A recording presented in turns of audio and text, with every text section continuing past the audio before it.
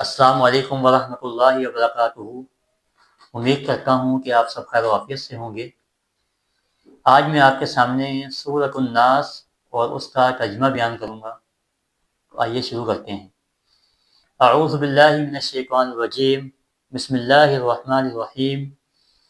قل، اے اللہ کے نبی صلی اللہ علیہ وسلم آپ فرما دیجئے، اعوذ برب الناس، میں پناہ مانگتا ہوں لوگوں کے رب کی، مالک الناس، لوگوں کے مالک کی، الہ الناس، لوگوں کے معبود کی، من شر الوسواس الخناس، وسوسہ ڈالنے والوں کے شر سے اور پیچھے ہٹ جانے والوں کے، الذی یوسوس، وہ جو کہ وسوسہ ڈالتے ہیں، فی صدور الناس، لوگوں کے سینوں میں، من الجنۃ والناس، خواہ وہ جنات میں سے ہوں یا انسانوں میں سے۔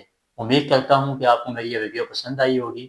میرے اس چینل کو لائک اور سبسکرائب کیجیے تاکہ اس طرح کی اور اسلامی ویڈیوز آپ کی خدمت تک پہنچائی جا سکیں۔